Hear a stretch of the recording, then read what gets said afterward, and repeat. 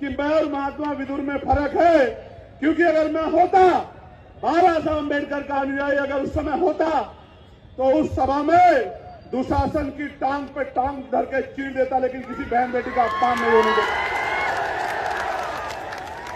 मैं प्यारे साथियों, अभी 2 दिन पहले आपने देखा होगा लोकसभा में आदरणीय वित्त मंत्री जी निर्मला सीतारमण जी ने जब मेरी लोकसभा के उठाए सवालों पे जवाब दिया तो उन्होंने मेरे बारे में कुछ टिप्पणी की।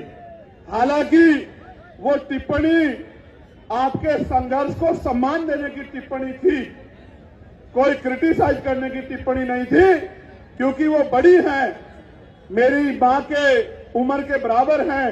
बड़े सम्मान से मैं उनको ये कहना चाहता हूं कि उनके कहने के बाद मैंने महात्मा विदुर को पढ़ने का काम किया। महात्मा विदुर को मैंने पढ़ने का काम किया तो महात्मा विदुर के कुछ किस्से मुझे मिले। एक किस्सा मैं आपके सामने रखना चाहता हूं कि क्यों मैं महात्मा विदुर नहीं हो सकता। उसका कारण यह है कि एक बार महाकाव्य महाभारत में जब द्रौपदी का चीरहरण हो रहा था, दुर्योधन के इशारे पे दुशासन चीरहरण कर रहे थे, तो पूरी सभा बैठ के तमाशा देख रही थी। अकेले महात्मा विदुर ऐसे व्यक्ति थे, मैं उनके न्यायप्रियता की दाद दूंगा, जिन्होंने विरोध किया और दुर्योधन को चेतावनी दी कि दुर्योधन ये पाप मत करो, ये पाप आपकी राज्य की सत्ता को निस्ता नाबूद कर देगा। मैं इसलिए मानता हूं कि मैं और महात्मा विदुर में फर्क है, क्योंकि अगर मैं होता बाबा साहब अम्बेडकर का अनुयायी अगर उस समय होता तो उस सभा में दुशासन की टांग पे टांग धर के चीर देता, लेकिन किसी बहन बेटी का अपमान नहीं होने देता।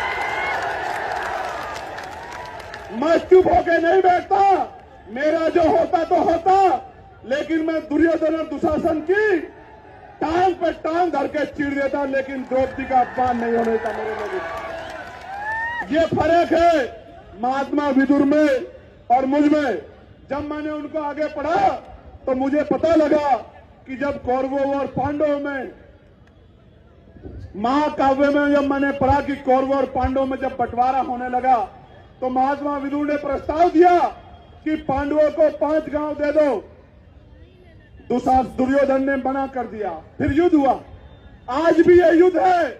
मैं भी आपके अधिकारों के लिए सत्ता से लड़ रहा हूं कि मेरे भाइयों को, मेरी मां को, मेरे बच्चों को, मेरे बुजुर्गों को, इन दलित पिछड़े आदिवासी मुसलमानों को 85% बहुजन समाज के लोगों को अधिकार दे दो। तो ये सरकारें देना नहीं चाहती। आज भी युद्ध होगा। उस समय युद्ध तलवार भालों से होता था, बंदूकों से होता था। आज का युद्ध बटन दबा के होगा, वोट की ताकत पे होगा। ये युद्ध होगा और मैं विश्वास से कहता हूं 2027 का युद्ध हम लोग बटन दबा के वोट लेके, वोट इकट्ठा करके जीतने का काम करेंगे। नहीं करेंगे बताओ?